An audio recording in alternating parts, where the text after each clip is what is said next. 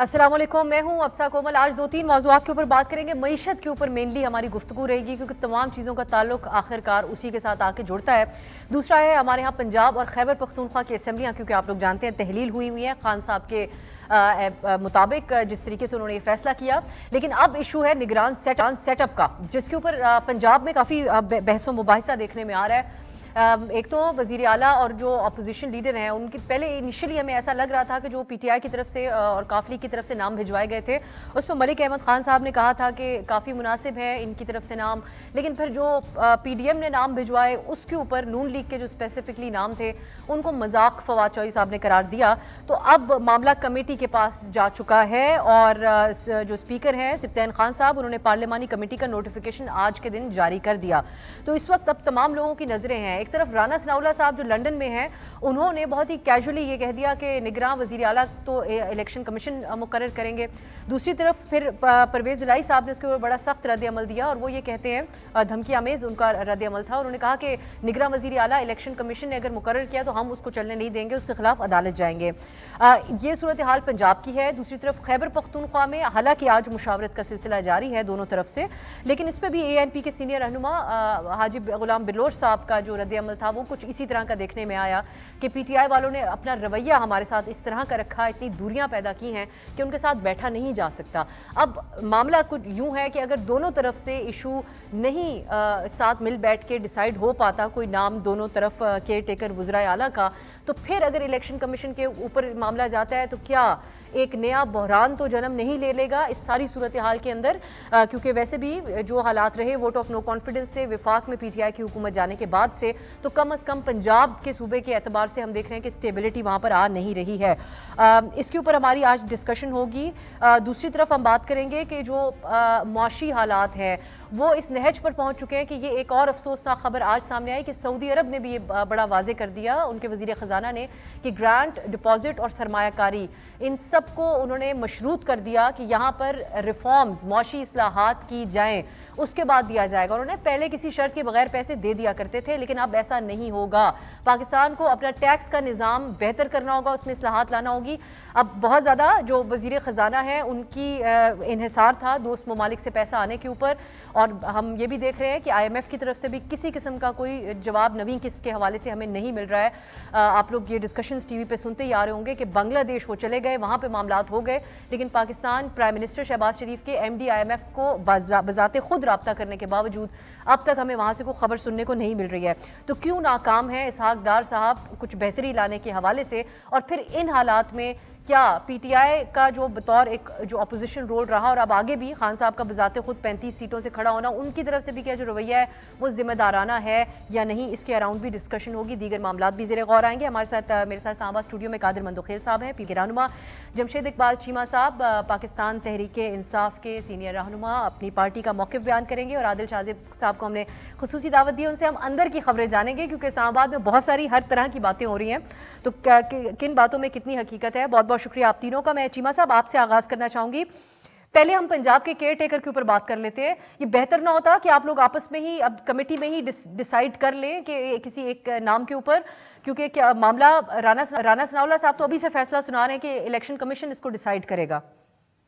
देखें, जब से आप कह लें कि शुरू हुआ है ये वोट ऑफ नो कॉन्फिडेंस, उस वक्त से दे के देखें तो कहीं भी जिसे कहते हैं ना बेहतरी की कोई या कोई अच्छी नीयत या कहीं कोई इकनॉमिक अपना क्या नाम है पॉलिटिकल स्टेबिलिटी वाली बात या आइन और कानून का हवाला, कोई असूलों की बात वो कहीं भी नज़र नहीं आ रही। ये जो दो बंदे देखें, आप कह लें कि बड़े अच्छे होंगे मुझे नहीं पता, लेकिन जितनी देर आहद चीमा साहब अंदर रहे और यू कैन से कि जिस तरह के उन पर इल्ज़ामात थे, और फिर आप कह लें कि मोहसिन नकवी साहब जो हैं बड़े अच्छे आदमी होंगे, बट उनकी एक मतलब जरदारी साहब का परतो है, वो बाकायदा उनका साया है, उनकी उन्हीं की लाइन लेते हैं, वही लेके चलते हैं।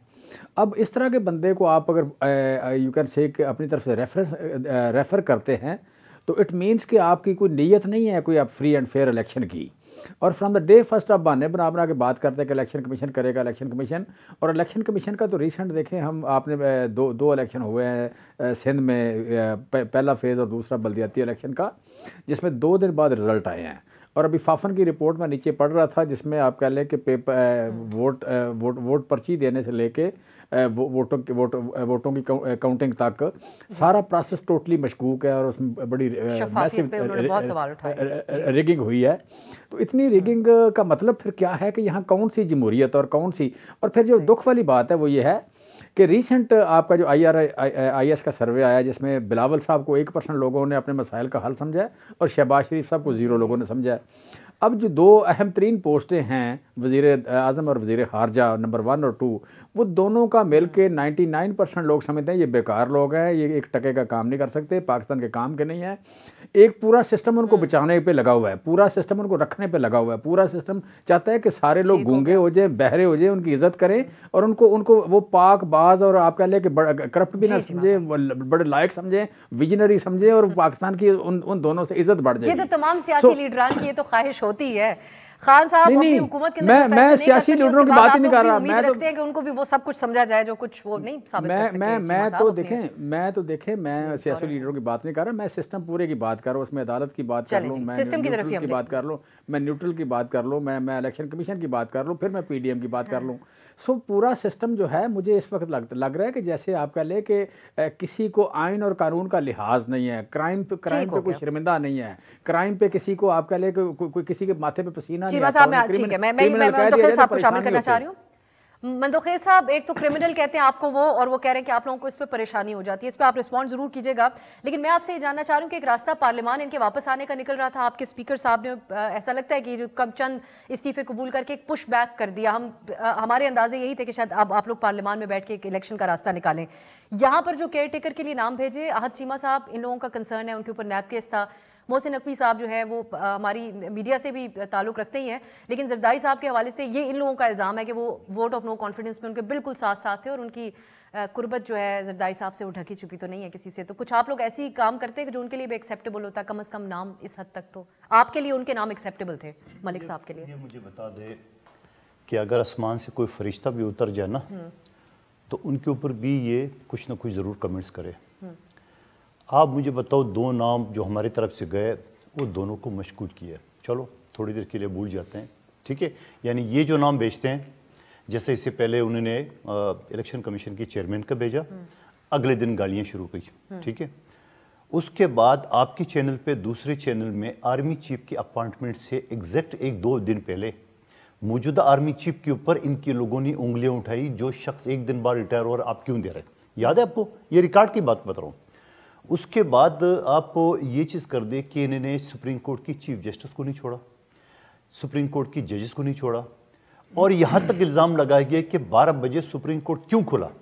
اور پھر شہری مزاری کی بیٹی کے لیے جو کہ پارلیمنٹرین بھی نہیں ہے, ان کے لیے رات 12 بجے جو اسلام آباد ہائی کورٹ کھلا اور باقاعدہ اس کو ایکویٹ کیا تو ٹھیک تھا. اس کے بعد جب اسلام آباد لاہور ہائی کورٹ کا سپریم کورٹ کی رجسٹری جہاں دیوار پلانگ کے ان کے لوگوں نے اندر گھسے, اور اس کے بعد رجسٹرار آئے اور جب پوچھا کہ بھائی کیا ہے درخواست ہے, تو درخواست ابھی ٹائپ نہیں ہوئی تھی پہلے سے. یہ لوگ سپریم کورٹ, یہ میں ریکارڈ کا حصہ بتا رہا ہوں. اچھا, اس کے بعد محترم فرما رہے ہیں کہ کرائم کا کوئی شرم نہیں ہے, تو دلائل سے بات کر لیتے ہیں, ٹھیک ہے. میں وکیل ہوں, میں ہوا میں باتیں نہیں کروں گا. آپ مجھے بتاؤ اس وقت آصف علی زرداری صاحب ہو, بلاول بھٹو زرداری صاحب ہو, پھر میں اپنی پارٹی کی بات کروں, ایک بھی شخص نائل نہیں ہے, مگر عمران خان نائل ہے. الیکشن کمیشن نائل کیا ہے, نواز شریف صاحب بھی کرپٹ ثابت کیا ہے. نواز شریف صاحب بھی میں اپنی پارٹی کی بات کروں نا, جس قسم کی ٹیکنیکل نااہلی کی آپ کے اتحادی, مجھ سے آپ جو اتحادی جماعت کے قائد کی بات کریں, میں اتحادی کا ذمہ دار نہیں, میں اپنی پارٹی یہ بھی صحیح اچھا جواب دیا آپ نے. اچھا, اب مجھے بتاؤ کہ یہ شخص سرٹیفائڈ نائل ہے, سرٹیفائڈ کرپٹ ہے, نمبر 1 بات. اس کے بعد توشہ خانہ کی وہ گھڑی سب سے پہلے میں نے بریک کی تھی فریا کی شو میں, اس گھڑی کا باقاعدہ اس شخص نے مانا کہ میں نے گھڑی بیچی اور میں نے روڈ بنایا. آپ مجھے پاکستان کا کوئی بھی شخص جس کو نظر آ رہا ہوگا سامنے, مندوخیل صاحب ان باتوں کو مد نظر رکھتے, معیشت کو مد نظر رکھتے, ملکی سماج جدھر پہنچ چکا ہے اس کو مد نظر رکھتے. ابھی رک جاؤ نا, ابھی جمشید صاحب نے بہت بات لگتا ہے کہ آپ لوگ ان کو مزید چھیڑ رہے ہیں ان معاملات کے اوپر. میں تو دیکھو دلائل سے بات کروں گا, آپ سن لیں. اس کے بعد الیکشن کمیشن کی فائنڈنگ, میں نے ایئر وائز پہ اس وقت بات کی تھی, ان کے لوگ میرے ساتھ بیٹھے تھے, میں نے کہا الیکشن کمیشن نے وہ کام کیا ہے, اتنی سب کچھ ریکارڈ کیے, پی ٹی آئی کی بنیادیں ہلا دی ہے. یعنی 350 351 کمپنیوں کا جو فارن فنڈنگ کا وہ ریکارڈ موجود ہے، اور اس کی گوشوارے مطلب ایک ایک چیز کرائم ہے، ایک ایک چیز، یا میں کرمنل کہتے ہیں نا، میں تو دلائل کے ساتھ بات کروں گا، ایک ایک چیز کرائم۔ اچھا گوگا گوگی کا سکینڈل تو ابھی ہے ہی نہیں، گوگا گیگی کا جہاں ٹرانسفر پوسٹنگ ہو تو ہے ہی نہیں، بلین ٹری کی میں بات ہی نہیں کروں۔ نہیں ایک جملہ اور کہنا ہے، ایک منٹ، اچھا مجھے بتاؤ، پورا اسلام آباد آپ نے توڑوا دیے، بنی گالا کو 12 لاکھ جرمانہ، میں چیف جسٹس کے کورٹ میں بیٹھا ہوتا، ثاقب نثار کی اس کو ریگولائز کر دیا، پورا اسلام آباد توڑ دیا، آپ کی یہ ثبوت ہے۔ اس کے علاوہ آپ کی بنی گالا، آپ کہتے ہیں منی ٹریل، آپ کی منی ٹریل بنی گالا کا جمائمہ صاحبہ نے شو کیا ہے، نہیں دنیا کا عجیب رشتہ ہے، دنیا کا نہیں، میں تو دلائل کے ساتھ بات کروں، میں تو دلائل کے ساتھ بات کروں، میں ان کی طرح بات نہیں کروں کہ ہم کرمنل ہیں، میں تو آپ کے ساتھ جو دیکھنے والے ہیں ان کو پتہ چل جائے کہ کرمنل کون ہے، کرپٹ کون ہے۔ میں تو مورلی کرپٹ کی بات ہی نہیں کروں، میں اس کہانی کی طرف جا نہیں رہا ہوں، میں اس ویڈیو کی بات نہیں کر رہا ہوں، میں کسی ویڈیو کی بات نہیں کروں، میں مورالٹی میں تو فائنینشلی کرپٹ کی بات کروں۔ یہ شخص مورالٹی بھی کرپٹ ہے، یہ شخص فائنینشلی بھی کرپٹ ہے، یہ شخص بدتمیز بھی ہے، اس شخص نے گالی گلوچ کا کلچر انٹروڈیوس کیا، اس شخص نے 75 سالہ تاریخ میں افواج پاکستان کے سامنے، اس شخص نے بیچ میں، اس شخص نے ماں بہن کے بیچ میں نفرتیں پھیلائی ہے۔ مورالٹی پہ بات نہیں کروں گی، کیونکہ دونوں طرف میں سمجھتی ہوں کہ ایکولی سوالات اٹھیں گے۔ میں عادل آپ یہ بتائے گا کہ اب یہ پنجاب میں اسپیسیفکلی اور خیبر پختونخوا میں بھی کیئر ٹیکر کے اوپر کیا کس قسم کے ابھی اس وقت اپڈیٹس اگر آپ کے پاس کوئی ہوں، اور اگر ایشو الیکشن کمیشن میں جاتا ہے پھر سمجھا جائے کہ معاملہ پھر عدالت میں ہی سیٹل ہوگا، جس طرح پرویز الہی صاحب دیکھیں افسا اس وقت پنجاب ہو یا کے پی، ایک بات طے ہے کہ کوئی کنسنسس نہیں ہوں گے between the P T I اور پی ڈی ایم کی جو اتحادی جو ایک اتحاد ہے۔ اس کی بڑی وجہ یہ ہے کہ وہ تو مطلب آپس میں بیٹھنے کے لیے تیار نہیں ہے۔ آئین پاکستان تو یہ کہتا ہے کہ آخر میں الیکشن کمیشن نے فیصلہ کرنا ہے، لیکن پی ٹی آئی نے آلریڈی ورڈکٹ سنا دیا ہے کہ جی ہم الیکشن کمیشن کا جو سی ایم جو بھی اپوائنٹ وہ کریں گے نگران، وہ نہیں مانیں گے، وچ از انفارچونیٹ۔ اور رانا ثناء اللہ صاحب نے بھی ورڈکٹ سنا دیا۔ وہ دیکھیں ایشو یہ ہے نا کہ دیکھیں اصل جو پاکستان کے اس وقت مسائل ہے نا اس پر کوئی بات نہیں کر رہا۔ دیکھیں پاکستان کے اس وقت ایشو جو ہے نا وہ توشہ خانے کی گڑی ہے، نہ گوگا گوگی ہے۔ پہلے میں چیمہ صاحب سے شروع کرتا ہوں نا، چیمہ صاحب نے یہ کہا کہ جی فافن کی رپورٹ کا ذکر کیا، تو کاؤنٹر آرگیومنٹ یہ ہے کہ بھائی ڈسکا میں آپ نے جو کروایا تو یہ تو اس کے سامنے کچھ بھی نہیں ہے نا۔ پھر انہوں نے کہا کہ جی آئین اور قانون کا لحاظ کوئی نہیں ہے۔ جو ڈپٹی سپیکر صاحب اس وقت تھے قاسم سوری صاحب، انہوں نے جو کیا، اس لیے سوال نہیں ان سے کرتی کیونکہ وہ سب چیزیں نہیں میں آ رہا ہوں نا، میں ان پہ بھی آ رہا ہوں نا، میں ان پہ بھی آ رہا ہوں نا۔ دیکھیں آج اگر چیمہ صاحب کے دوست اور پی ٹی آئی جو ہے وہ معیشت پر سوال اٹھا رہے ہیں اور بالکل درست اٹھا رہے ہیں، لیکن ان سے یہ سوال بھی بنتا ہے کہ 120 کا ڈالر آپ نے لیا تھا 180 پہ چھوڑ کے گئے، اور مندو خیل صاحب سے یہ سوال بنتا ہے کہ 180 کا ڈالر ملا تھا آج 280 میں بھی نہیں مل رہا۔ اس وقت جو پاکستان دیکھیں we are bleeding economically speaking, اس وقت ہمارا مسئلہ جو ہے نا وہ نہ کیئر ٹیکر گورنمنٹس ہیں کے پی کی اور پختونخوا کی، اصل جو ہمارا مسئلہ ہے وہ معیشت ہے۔ آئی ایم ایف آپ کو پیسے نہیں دے رہا، سعودی عرب آپ سے ایگری کر گیا، ان کی سٹیٹمنٹ اب آپ نے دیکھ لی، دوست ممالک آپ کے پاس تو صرف 2 ویک کے امپورٹ کے پیسے رہ گئے ہیں، پاکستان کو کیسے چلائیں گے آپ؟ اس وقت نہ ارلی الیکشنز ہمیں چاہیے نہ وہ مسائل کا حل ہے۔ دیکھیں اس وقت ان دونوں جماعتوں کو بیٹھ کر، بلکہ حکومت کو سب کو بیٹھ کر ایک نکاتی ایجنڈے پہ، شہباز شریف بار بار میثاق معیشت کی بات کرتے تھے نا، ان کا اس وقت زیادہ کردار بنتا ہے 2 قدم آگے بڑھ کر اپنی ایگو سوالو کر کے عمران خان صاحب کو کہیں آئیں بیٹھے اور میثاق یہ میں چیمہ صاحب سے پوچھوں گی، کیونکہ چیمہ صاحب نے شوکت ترین صاحب کے ساتھ آج ایک پریس کانفرنس بھی کی اور اس میں بھی بڑے ہوشربا تشویش آپ نے بھی کیا، اور آبویسلی جو معاشی حالات ہمارے سامنے ہیں وہ ہیں بھی تشویشناک۔ کیا معاملات کسی بات چیت کی طرف جا سکتے ہیں معیشت کے اعتبار سے؟ بریک کے بعد بات ہوگی۔ بریک کے بعد خوش آمدید۔ ہم بات کریں ایک تو دونوں جو پنجاب اور خیبر پختونخوا کی اسمبلی کے اندر ایک ڈیڈ لاک کی صورتحال اسپیسیفکلی پنجاب کے اندر تو ہے۔ اب پروگرام میں بات ہو رہی تھی معاشی حالات کے حوالے سے، اور آبویسلی جو بھی سیاست اس وقت ملک کے اندر چل رہی ہے اس میں مد نظر رکھنا ہوگا معیشت کو ملک کی۔ چیمہ صاحب آپ نے ایک پریس کانفرنس بھی کی، بڑا ہی تشویش کا اظہار کیا، بلکہ خدا نخواستہ آپ نے یہ بھی کہا کہ 23 کروڑ لوگ قحط کی طرف جا رہے ہیں، جا سکتے ہیں۔ ان حالات میں جب ادراک ہے آپ کو، خان صاحب بھی اکانومی کے اوپر بہت باتیں کر رہے ہیں، تمام غلطیاں جو آپ کے دور میں ہوتی رہی، آئی ایم ایف کے ساتھ وعدے اور وعدہ خلافیاں، اور جو یہ ان لوگوں نے ڈیلے کیا، ایک وزیر خزانہ تبدیل کرنے کے باوجود آئی ایم ایف کا پروگرام نہیں حاصل کر سکے، ان سب کو دیکھتے ہوئے اب یہ لوگ کس طریقے سے کوئی مشکل فیصلے کریں، ان کو پولیٹیکل کیپٹل لوز کرنے کو، اور آپ لوگ پھر معاف تو نہیں کریں گے اگر انہوں نے قیمتیں بڑھا دیں، تو اس میں کوئی اس کے اوپر عمران خان صاحب غور کر رہے ہیں، آپ کی جماعت غور کر رہی ہے کہ اکانومی کے حوالے سے کم از کم تھوڑا کوآپریٹ کیا جائے ایک دوسرے سے؟ دیکھیں، ایک تو یہ کہ میں تھوڑا سا اکانومی کے حوالے سے بتا دوں، تاکہ چونکہ بات بڑی سیریس ہے. جولائی میں جب فلڈ آیا تو اپنا فلڈ کے بعد ایک پوسٹ فلڈ ایک سیمینار کیا اسلام آباد میں ہم نے، تو اس میں کافی سارے اکانومسٹ تھے، تو میری بھی اس میں پریزنٹیشن تھی، اسپیچ تھی. تو میں نے وہاں کہا کہ پاکستان جو ہے یہ سٹارویشن کی طرف بڑھ رہا ہے. جولائی کی بات ہے. تو اس وقت جتنے اکانومسٹ بیٹھے تھے انہوں نے میری بات سے اس طرح اتفاق نہیں کیا جس طرح بندہ مطلب ویلکم کرتا ہے یہ وہ، بلکہ انہوں نے مجھے پوچھا کہ آپ کس بنیاد پہ کہہ رہے ہیں. میں نے انہیں 2-3 بنیادیں بتائی تو تھوڑا وہ کنفیوز ہوئے، وہ کنونس نہیں ہوئے. آج جو بات ہے یہ زیادہ واضح ہو گئی ہے. وجہ یہ ہے بنیادی کہ دیکھیں ہمارے پاس ابھی اس نئی گورنمنٹ کے آتے ہوئے 4 فصلیں، مطلب خریف خراب جیسے گرمیوں کی فصلیں ہوتی ہیں وہ 4 گزری ہیں. کاٹن 40% پیداوار کم ہے، رائس کی 25% پیداوار کم ہے، دالیں نہیں ہوئیں یہاں پہ. یہ آپ کا شوگر کین کی جو چینی کی 20% کے لگ بھگ پیداوار کم ہے اس سال. اسی طرح باقی فصلوں کی ہے، آئل سیڈ کی، مکئی کی پیداوار کم ہے. سو پاکستان میں ہم ہارڈلی چیزوں کو مینج کرتے ہیں. جب ہارڈلی مینج کرتے ہیں اور اس میں 20%، 40%، 30% پیداوار کم ہو جائے تو ہم صرف $10 ارب کی ویٹ اگاتے ہیں. ہم تقریباً $5 ارب کی آپ کہہ لیں کہ آئل سیٹ ہیں ہمارے پاس، یعنی گھی وغیرہ. اچھا $4 ارب کی ہم رائس ہے ہماری. اب اس میں 20% کم ہونا، 25% کم ہونا، 30% کم ہونا کا مطلب کوئی $1 ارب، $2 ارب، $3 ارب. $3.5 ارب کا پچھلے سال پہلے 11 مہینے میں تیل آیا ہے. اب یہ 3 سال کا IMF کا پیکیج ہے. یہ 3 سال کا جو IMF پیکیج دیتی ہے $3.5 ارب 11 مہینے میں یہ ہم امپورٹ کرتے ہیں. اب ایشو جو میں سٹارویشن کی جو بات کر رہا تھا کہ ہماری پیداوار کم ہو گئی اس سیزن میں، ہماری پیداوار بڑی واضح کم ہوئی ہے، نمبر 1. اور دوسرا یہ ہوا ہے کہ ہمارے پاس خزانے میں پیسے نہیں ہیں. میری ایگریکلچر کی کمپنیاں ہیں، 4 سیگمنٹ ہیں جو پرائرٹی جن کو LC کھولنے کی اجازت ہے. ایگریکلچر ہے، پھر آپ کہہ لیں کہ فارماسیوٹیکل ہے، پھر جو انڈسٹری ایکسپورٹ بیس انڈسٹری ہے اس کا را مٹیریل منگوانے کی اجازت ہے، اور چوتھی آپ کہہ لیں انرجی. یہ 4 ہیں پرائرٹی سیکٹر جو گورنمنٹ نے یا اسٹیٹ بینک نے نوٹیفائی کیے کہ یہ ضرور امپورٹ کا ہوگی، باقی کچھ ہو یا نہ ہو.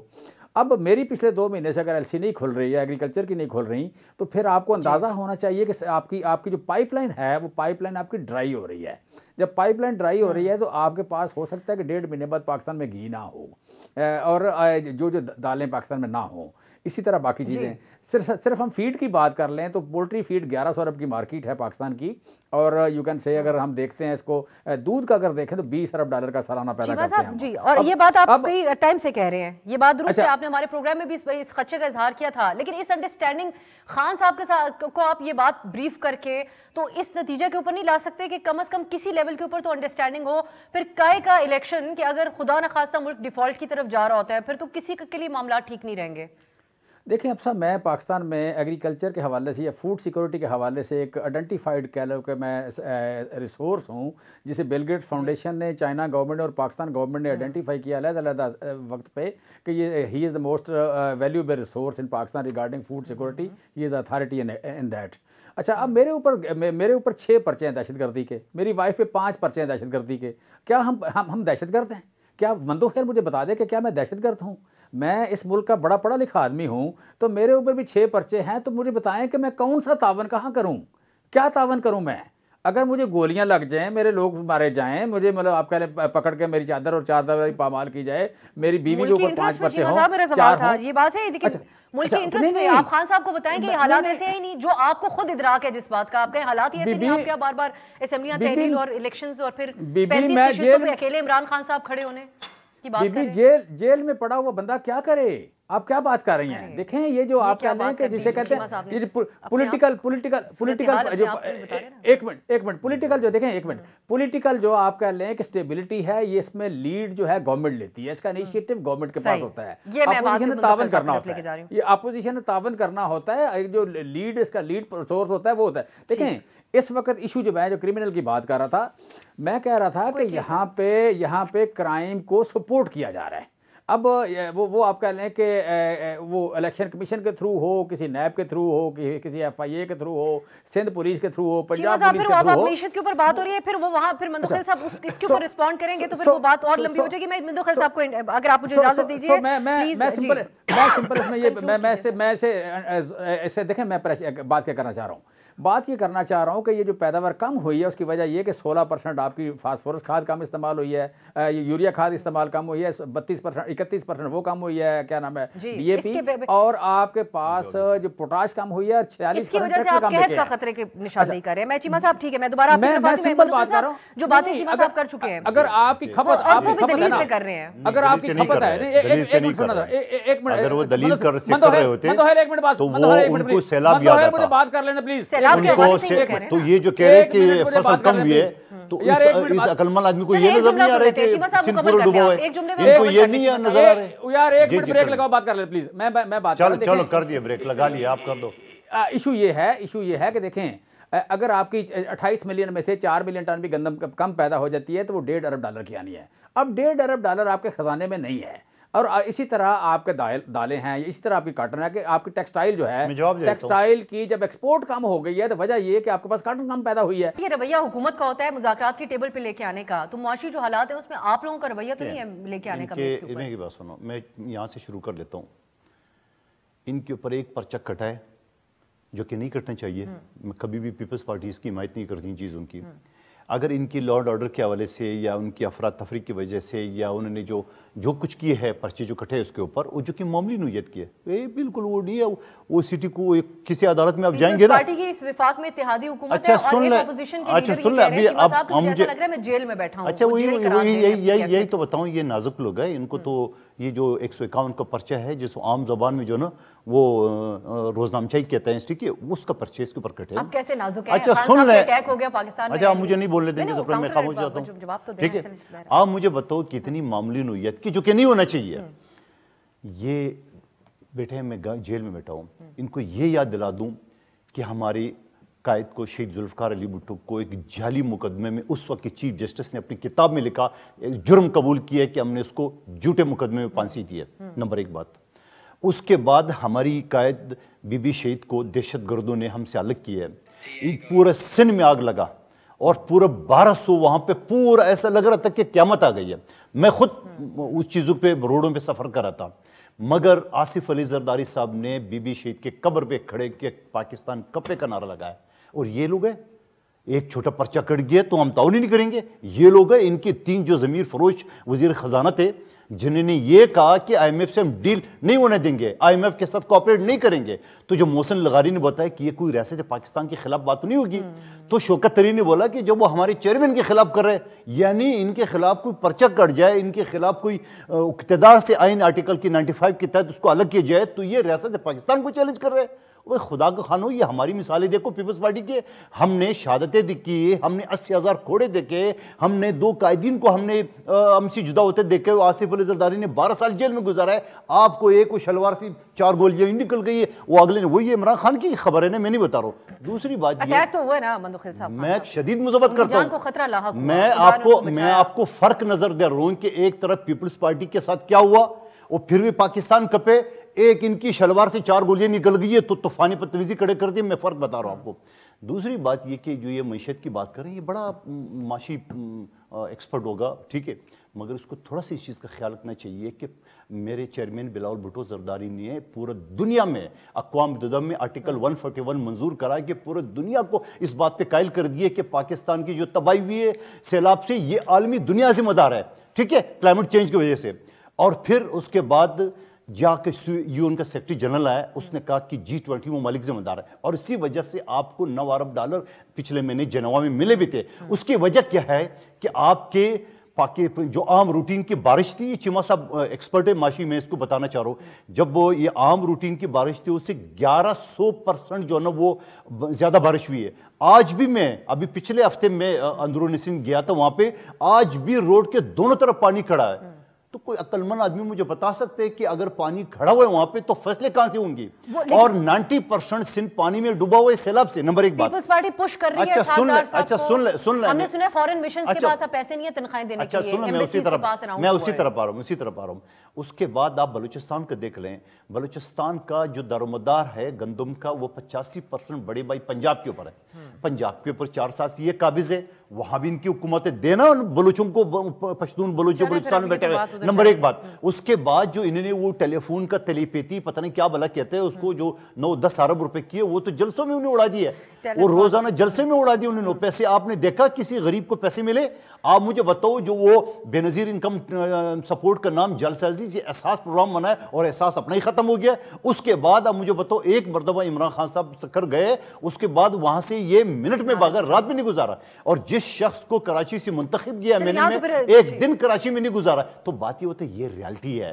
آپ ہوا میں باتیں کر رہے ہو، آپ یہ کہتے ہیں فصلیں کم ہوئی، آپ کی عقل یہ کام نہیں کر رہی کہ جو سیلاب سے پورے ملک میں پاکستان کیا 75 سال میں انگریز کے دور میں اتنی تباہی نہیں آئی، وہ آپ کو نظر نہیں آ رہا؟ حلقوں کے اندر آپ کو کچھ سنجیدگی نظر آ رہی ہے؟ معیشت کے اوپر ڈار صاحب بڑے دعوے کر کے آئے تھے، ابھی تک وہ خود کچھ نہیں کر پا رہے، آپ سن رہے ہیں کہ کوئی تنقید ہو رہی ہو پارٹی کے اندر سے؟ کیونکہ مفتاح صاحب کے اوپر everybody was very vocal against ہم۔ دیکھیں سنجیدگی سے زیادہ پریشانی نظر آ رہی ہے۔ جتنے بھی فیڈرل منسٹرز ہیں پیپلز پارٹی کے، پی ایم ایل این کے، جے یو آئی کے، جو اتحادی حکومت کا حصہ ہیں، ان سے ہماری بات ہوتی ہے، وہ پریشان ہیں اس وقت، کیونکہ معیشت آپ کی جس ڈگر پہ اس وقت کھڑی ہے، we are at the verge of literally خدا نہ خواستہ کولیپس ہونے ہم جا رہے ہیں، اگر آئی ایم ایف کے ساتھ آپ کے معاملات ٹھیک نہ ہوئے۔ لیکن جہاں تک سنجیدگی کی بات ہے تو دیکھیں، اب ڈار صاحب کو یہ پتا ہے کہ آپشن ہی صرف آئی ایم ایف ہے، اور آئی ایم ایف کے پاس جانے کے لیے آپ کو مشکل فیصلے کرنے پڑیں گے۔ جب اسد عمر صاحب نے ڈیلے کیا نا آئی ایم ایف کے پاس جانا، جب پی ٹی آئی برسر اقتدار آئی، اس کی کاسٹ آج تک پاکستان پے کر رہا ہے، اور ابھی یہ جو ڈیلے ہو رہا ہے اس کی کاسٹ بھی کمنگ منتھس میں ہمیں نظر آئے گا کہ پاکستان پے کرے گا۔ تو اس وقت ضرورت اس بات کی ہے کہ ڈار صاحب بیٹھیں اور وہ کہیں کہ یار بس بہت ہو گیا، اب منی بجٹ تو تقریباً اپروو ہو گیا ہے، کل اناؤنسمنٹ بھی شاید آ جائے گی، 200 ارب کے مزید ٹیکسز لگ رہے ہیں، لیکن دس از دا اونلی وے فارورڈ۔ ہمارے پاس اس کے علاوہ کوئی چارہ ہی نہیں ہے۔ آپ کو دوست ممالک پیسے نہیں دے رہے، ورلڈ بینک نے پیسے آپ کے روک لیے ہیں، لیکن اس بات پر تنقید ہے کہ ابھی تک ڈار صاحب کی پالیسی فیل رہی ہے، انہوں نے دوست ممالک کو، آج سعودی عرب نے بھی ہمیں جواب دے دیا۔ دیکھیں میں یہ تو نہیں کہوں گا، اتنے ایکسپیرینسڈ وزیر خزانہ ہو کے بھی اب سب میرے خیال میں تردید آ گئی ہے، میرے خیال میں سعودی عرب کی نہیں آئی، ورلڈ بینک کی آئی ہے۔ میں سعودی عرب کی بھی ان کے وزیر خزانہ کا ٹی وی کے اوپر انٹرویو چلا ہے، اس نے مزید پیسے دے دیے، سعودی عرب نے ابھی تھوڑی دیر پہلے 10 ارب ڈالر مزید آپ کی جو ہے نا اس کے لیے انویسٹمنٹ کے طور پہ دیا، وہ ذرا وہ بھی دیکھیں۔ نہیں وہ پہلے بھی انہوں نے اعلان کیا تھا، آج کا وزیر خزانہ سعودی عرب کے وزیر خزانہ کا آج کا بیان ہے کہ اصلاحات کرو، پہلے ٹیکس۔ ہاں بالکل یہ ہے، کوئی غرض نہیں ہے۔ میں یہ اگر تو آپ نہیں کو کوئی کہوں ملک گا اگر پیسے دے رہے ہیں تو اس کو یہ حق ہے کہ آپ اصلاحات کریں، اس میں کون سی، اس میں برا مانی کی کون سی بات ہے؟ ایشو جہاں پہ ہے نا افسا، ایشو جہاں پہ ہے کہ میں یہ تو نہیں کہوں گا کہ ڈار صاحب جو ہیں وہ ایک وہ ناکام ہو گئے یا ان کی اسٹریٹجی یا پالیسی ناکام ہو گئی ہے۔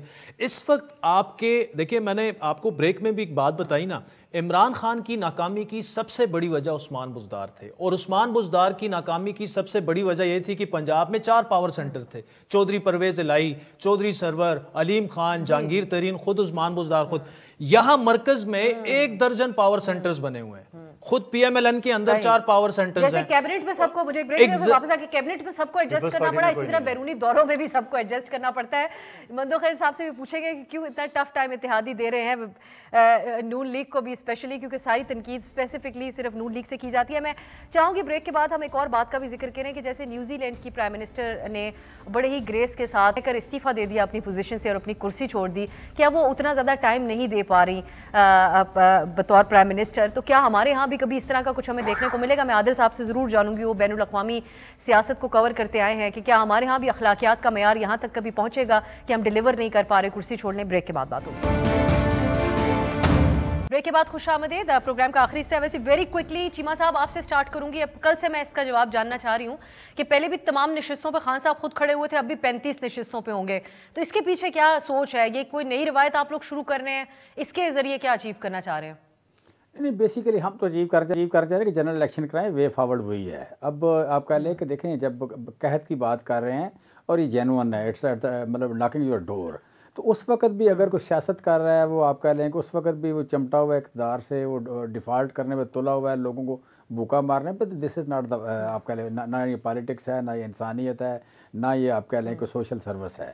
میں سمجھتا ہوں کہ ہمیں سیاست جانا چاہیے سیدھا الیکشن میں جس کو مینڈیٹ ملے وہ آ کے کام کرے، اور باقی لوگ اس کو سپورٹ کریں. یہی اس ملک کا وے فارورڈ ہے. ہم نہ قومی اسمبلی کا علیحدہ الیکشن لڑنا چاہتے ہیں, نہ صوبائی اسمبلی کا علیحدہ لڑنا چاہتے ہیں. اکٹھا الیکشن ہو اور اس میں آپ کہہ لیں کہ ایک اسٹرانگ گورنمنٹ بنے, جس کی بھی بنے. ہنگ قسم کی گورنمنٹ نہ بنائے, نہ کوئی EVM بند کرے, نہ رات کو کوئی مشین بند کرے, نہ کوئی آپ کہہ لیں ووٹ خریدے, نہ کوئی بیچے, نہ کوئی یو کین سے کہ پولیٹیکل گورنمنٹ کو ڈیسٹیبلائز کرے. یہ جو 3 سال بعد خارش ہوتی ہے, 4 سال بعد خارش ہوتی ہے, ختم ہونی چاہیے. اب یہ اجتماعی دانش فیصلہ کرے, اجتماعی دانش جو ہے اس پہ ٹرسٹ کریں. جتنے سیانے لوگ ہیں اس نتیجے کے اوپر تو چیمہ صاحب اور ان کی جماعت بھی پہنچ گئے ہیں. ٹھیک ہے, اس اپنے ایکسپیرینس کے بعد وہ بھی یہ کہہ رہے ہیں کہ اپنی ٹرم پوری ہونی چاہیے. اب آپ نہیں سمجھتے کوئی مڈل گراؤنڈ کم از کم پیپلز پارٹی انیشیٹ کر دے کہ ایک مڈل گراؤنڈ نکلے, کم از کم اگلے انتخاب کے بعد یہ نہ کہا جائے کہ یہ سلیکٹڈ پرائم منسٹر یا کیبنٹ ہے. کیا ان کا کوئی دین ایمان ہے کہ اگلے الیکشن کے اوپر بھی یہ سوال نشان بنا؟ نیت اور دین ایمان پہ تو ہم جواب نہیں دے سکتے. 9 سیٹیں پی ٹی آئی نہیں چھوڑی. جب 7 جیتی تو الیکشن ٹھیک تھا. جب 2 ہاری پیپلز پارٹی نے جیتی ملتان اور ولیر کا, تو وہ دان لی تھی. اور پھر یہ چیمہ صاحب اور ان کی پارٹی کو تو نوشتہ دیوار ہے کراچی کے الیکشن. اس کے بعد تو ان کو اس خوف میں نہیں رہنا چاہیے کہ اگلا الیکشن ان کو ہوگا. یہ زور کیوں لگا رہے؟ آج کل ان کی گڈی بول رہی ہے تو اس وجہ سے 4 الیکشن جیت جائیں گے. مگر یہ ابھی 4 دن پہلے کی بات بتا رہا ہوں. دیکھیں اتوار کے الیکشن ان کے لیے نوشتہ دیوار ہے. یہ دیکھ لے, ملتان کا سیٹ پیر صاحب سمیت 25,186 ووٹوں سے موسیٰ گیلانی نے پیر صاحب کو ہرایا. اور کراچی میں ہمارے جالے حکیم بلوچ صاحب نے 10,074 ووٹ سے عمران خان صاحب کو ہرایا. وہ پھر بھی الیکشن کر رہا ہے. وہ الیکشن کا ریزلٹ یہی آئے گا جو کراچی کا آ گیا, ان کو پتہ چل جائے گا. عادل صاحب, اب ایک اور چیز میں آپ سے جاننا چاہ رہی ہوں جاتے جاتے, یہ نون لیگ کے اندر اختلافات کی اس حد تک باتیں تھی کہ کچھ لوگ کہہ رہے تھے کہ کوئی اور شاید خاقان صاحب پارٹی بنانا چاہتے ہیں, اس کو انہوں نے ڈینائی کیا. لیکن اختلافات تو ہیں, ہم بیانات سن رہے ہیں نا ڈائنیسٹک پالیٹکس پہ. سعد رفیق صاحب کتنا سیریس ایشو ہے, اور مریم صاحبہ کے واپس آنے کی جو باتیں ہو رہی ہیں ان میں کتنی صداقت ہے اس میں؟ دیکھیں, ایک تو نون لیگ میں 2 اسکول آف تھاٹ شروع دن سے چل رہے ہیں. پہلے ہم نے سنا تھا کہ جی مزاحمتی بیانیہ اور مفاہمتی بیانیہ, تو یہ اختلافات اتنے سیریس نوعیت کے نہیں ہیں. نون شین سے بات بہت آگے چلی گئی ہے. نہیں اتنے سیریس نوعیت کے نہیں ہیں کہ پارٹی میں سپلٹ ہو جائے گا یا یہ ہو جائے گا یا وہ ہو جائے گا. مختلف پوائنٹ آف ویو اس میں ہیں, یہ پہلے بھی رہے ہیں. اب اس میں معاملہ یہ کہ چونکہ نیکسٹ جنریشن تک بات چلی گئی ہے, حمزہ بھی ہیں, مریم بھی ہیں, لیکن ایک بات طے ہے کہ نون لیگ کا مطلب یہ ہے کہ نواز شریف کے سامنے نہ شہباز شریف بول سکتے ہیں, نہ مریم بول سکتی ہیں, نہ حمزہ بول سکتی ہیں. لیکن اس وقت ان کو یہ ہے کہ چونکہ they are feeling the heat, governance کے ایشوز ہیں, اکانومی کے ایشوز ہیں, نون لیگ کو ڈینٹ پڑا ہے پولیٹیکلی سپیکنگ, تو انہیں اب اپنا بیانیہ جو عمران خان نے ہائی جیک کر لیا تھا ان کا ووٹ کو عزت دو والا اور اینٹی اسٹیبلشمنٹ بیانیہ, تو Noon League is struggling with that کہ مریم صاحبہ اگر آتی بھی ہیں چیف آرگنائزر کے طور پر, وہ کیا بیانیہ بنائیں گی. یہ نون لیگ کے لیے بڑا چیلنج ہے. آپس میں ان کی جو چیزیں ہوتی رہتی ہیں وہ اتنا بڑا ایشو نہیں ہے. دیکھتے ہیں کہ اب جو حالات و واقعات ہیں اس میں بیانیہ کوئی ہیلپ آؤٹ کر بھی سکتا ہے یا پھر عملی اقدامات ایسی چیز ہوں گے جو ان کو مدد کریں گے. بہت شکریہ عادل شاذیب, جمشید اقبال چیمہ صاحب اور قادر مندوخیل صاحب پروگرام میں شرکت کی اور بڑی تفصیلی طور پہ بات ہوئی ہے. ناظرین انشاءاللہ کل بھی ہم جب بات کریں گے تو خاص طور پہ اکانومی اور جو سیاست ہے ان دونوں کو مد نظر رکھتے ہوئے آپ کے لیے ایک دلچسپ پینل لے کے آئیں گے. آج کے لیے اجازت دیجیے, خدا حافظ.